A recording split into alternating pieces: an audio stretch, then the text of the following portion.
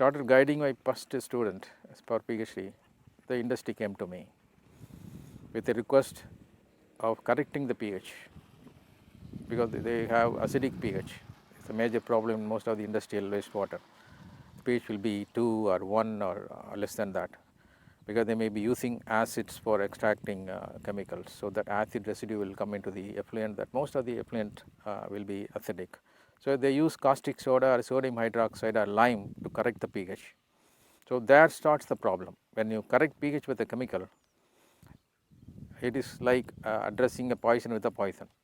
So the industry wanted us to work on algae, because the industry owner who did his MTech in Massachusetts Institute of Technology, he was working on algae. Algal blooms in a river in Massachusetts. When the blooms come, the heavy metal pollution went down. So they thought there is a correlation between algal bloom coming and disappearance of the heavy metals. Then he came to India, he started his industry, chemical industry.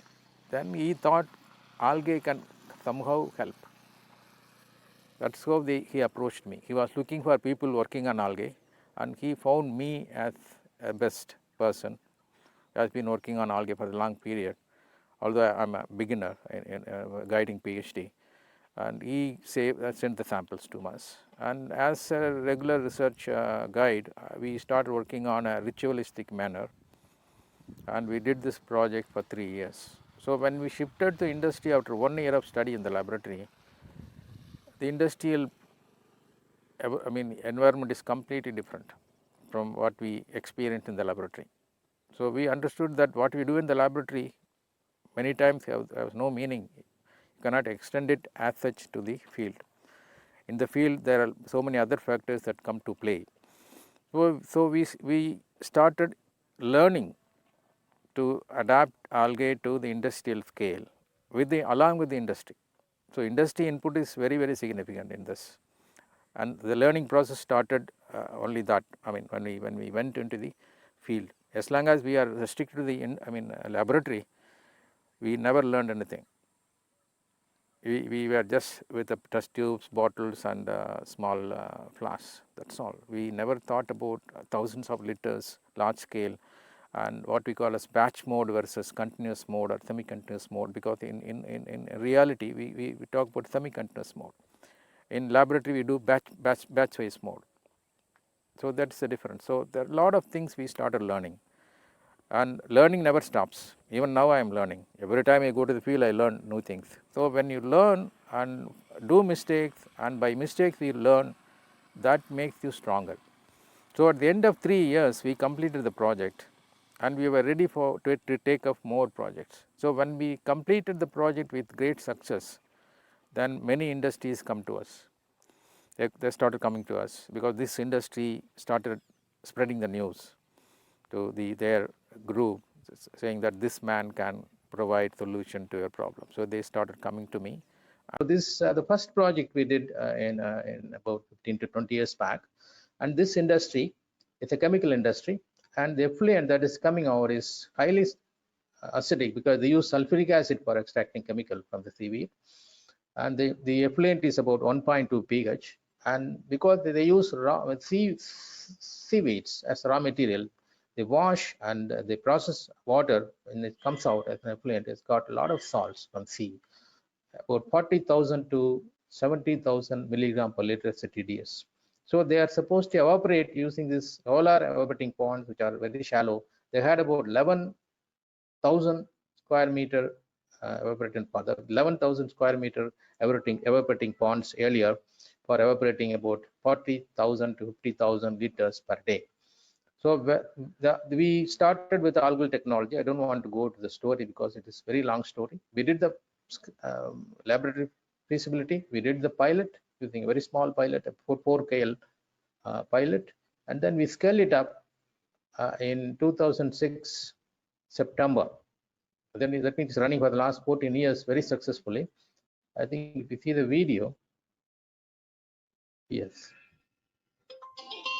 So this is a slope tank, and the tank here actually holds about 1200 kL, and this surface area and the roof surface area is used for evaporating the water.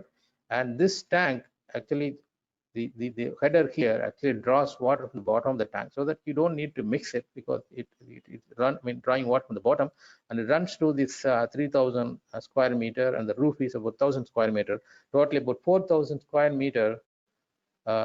Surface area is evaporating about 40,000 to 50,000 liters per day, which was earlier they were using about 11,000 square meters. So after using the algal technology, they were able to reduce the size, about 75% reduction in size. Normally, people will talk about more area required for algal treatment, but we have completely disproved that idea. When you use algal technology, you require lesser space. And yes, this is how it looks. All this area has been released. Now they are evaporating about 40,000 to 50,000 liter with 40 to 70,000 TDS of acidic water. And for the last 15 years, they have been evaporating so much amount of water, and they are not generating any sludge. They generate only algae sludge. From the algae sludge, they produce algae compost, and they make plankton. It's a aquaculture feed, fish feed, and also EMMA. It's a biofertilizer, live biofertilizer.